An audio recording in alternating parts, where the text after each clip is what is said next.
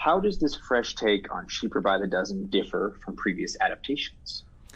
This adaptation differs because there's a lot of diversity. We are truly a blended family in every way that you can imagine. Racially diverse, we are socioeconomically diverse, all in one family. Culturally diverse, we are a blended family. We had each been married to previous, our former spouses, had children with them, had children of our own, and then we had to figure out how to co-parent and make all of this beautiful chaos work and sing.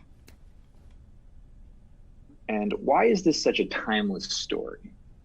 I think any story about family that centers family and figuring out ways of making families work, I think everyone can relate to it. Whether you're close to your family or you have a big family or a small family or a chosen family, you can relate to some of the joys and challenges of what family brings, which I think is relatable across the world.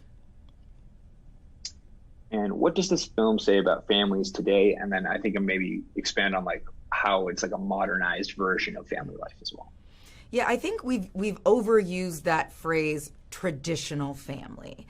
I don't think that's ever really existed except to shame folks. So what this movie does is it calls in all families, families that come in every shape, size, configuration, chosen families, extended families, anyone that nurtures and cares for others. That's a family, and all families of every shape, size, color, creed should be celebrated. And I believe that this movie brings us all in. We re-examine what it is to be a family. We re-examine what's really, truly important. But we've updated it. We talk about some important topics, and we keep it completely relevant. Technically relevant, culturally relevant, pop culture relevance. I think there's a little something for everyone to see themselves reflected on screen in this movie. And do you have a lot in common with your character? And if so, how difficult was that to portray on screen? And then also, going on that, are there similarities between you and your character that you can relate to? And then I think you can also throw in like how you're really different as well. Yeah. So I play Zoe Baker, a mom of, 9, 10, depending on what point of the movie you're at. She has a lot of kids. She's an entrepreneur. They have this restaurant. Her husband is passionate about his sauce, and they're trying to figure out how to balance ambition and being present and what's enough, really, right? And what does Zoe deserve? What should she be able to expect out of her life? And what of her dreams and her wants and needs? Me, as a mom, I wear 1,000 hats. I have a number of different businesses. I'm also an entrepreneur. I'm also still trying to figure it out. I am the matriarch of a very large blended family. There's always something happening. There's always beautiful chaos going on. But making sure I have time for myself and my own dreams and my own ambitions is a challenge. And you never really want to feel like a bad mom or that you're failing, but it's hard. And you also don't want to give up all of yourself. You still want to recognize yourself when you look in the mirror, and that's a challenge, I think, for moms, all across the world.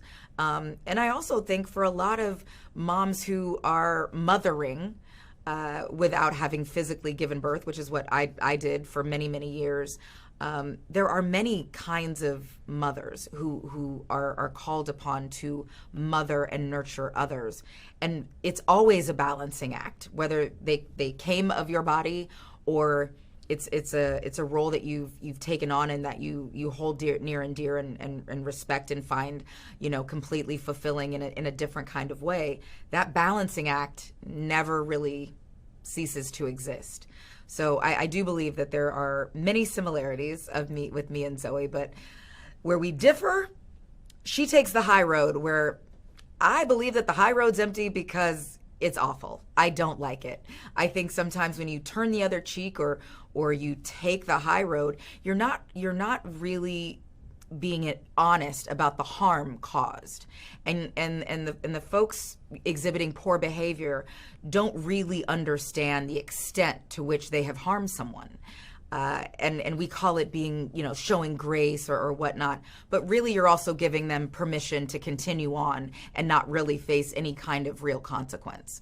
And I do believe that there is a way to show that there are consequences for poor actions without canceling someone, but rather calling them in. But I think people confuse cancel culture with consequences. And what was it like filming with all these kids? Maybe like what was good about it and what was kind of challenging? Filming with so many kids and so many different personalities who have varying degrees of experience in the industry, it kind of took me back to when I first started and all of the things I found really interesting and the questions that I had. And I could see myself, in some of these kids. And you got to give some a little extra, and you got to always make sure you take the time to answer questions, not just about acting, but about what everyone does around set, and just questions about life and being open and creating a safe space for kids to talk to you about anything. And but some of the challenges, that's a lot of kids and animals, and especially with some of the younger kids, they can only work for so many hours a day. So making sure they were focused, making sure they were prepared to come in, do the job, but also not make them robots or, deny them fun. It was a challenge, to say, the least. And why is DisneyPlus the perfect home for the new Cheaper by the Dozen? I think DisneyPlus is the perfect home for the new, I don't want to say improved, but the new and different Cheaper by the Dozen. Because everyone has access to it. You don't have to leave your house to enjoy a family-friendly, great, funny, heartwarming film that everyone in your family can relate to. And just for fun, who do you think would struggle more with that many kids, you or Dwayne? I would struggle the most with that many kids. I look at leaving for work as like my peace. It's like I leave chaos, and generally work has a little bit more order. And people listen to me there. It's weird. This one, it was, it's like chaos to chaos. And Dee, always had a large family at all times and grew up with brothers, like everyone is like sharing a room. So I think he's better equipped for more chaos than I. It's not what it seems. So you guys weren't having a Fast and Furious style race for money? Whoa.